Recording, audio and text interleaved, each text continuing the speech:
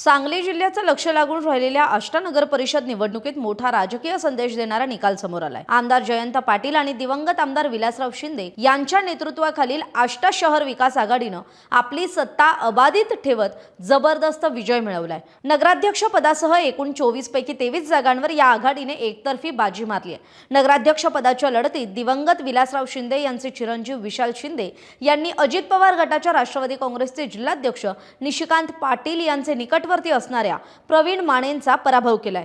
त्यामुळे आष्ट्यातील सत्ता संघर्षात शिंदे पाटील नेतृत्वावर जनतेने पुन्हा एकदा विश्वास दाखवल्याचं स्पष्ट झालंय। या निवडणुकीत विरोधी अजित पवार गटाच्या राष्ट्रवादीला मोठा धक्का बसलाय। त्यांच्या गटातून फक्त संजय सावंत हे एकमेव उमेदवार विजयी झालेत।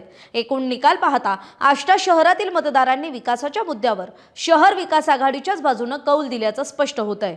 आपल्याला याविषयी काय वाटतंय? आपली मतं कमेंट करून जरूर कळवा। सांगली जिल्ह्याचं लक्ष लागून राहिलेल्या आष्टा नगर परिषद निवडणुकीत मोठा राजकीय संदेश देणारा निकाल समोर आलाय। आमदार जयंत पाटील आणि दिवंगत आमदार विलासराव शिंदे यांच्या नेतृत्वाखालील आष्टा शहर विकास आघाडीनं आपली सत्ता अबाधित ठेवत जबरदस्त विजय मिळवलाय। नगराध्यक्ष पदासह एकूण 24 पैकी 23 जागांवर या आघाडीने एकतर्फी बाजी मारली आहे। नगराध्यक्ष पदाच्या लढतीत दिवंगत विलासराव शिंदे यांचे चिरंजीव विशाल शिंदे यांनी अजित पवार गटाच्या राष्ट्रवादी काँग्रेसचे जिल्हाध्यक्ष निशिकांत पाटील यांचे निकटवर्ती असणाऱ्या प्रवीण मानेंचा पराभव केलाय। त्यामुळे आष्ट्यातील सत्ता संघर्षात शिंदे पाटील नेतृत्वावर जनतेने पुन्हा एकदा विश्वास दाखवल्याचं स्पष्ट झालंय। या निवडणुकीत विरोधी अजित पवार गटाच्या राष्ट्रवादीला मोठा धक्का बसलाय। त्यांच्या गटातून फक्त संजय सावंत हे एकमेव उमेदवार विजयी झालेत।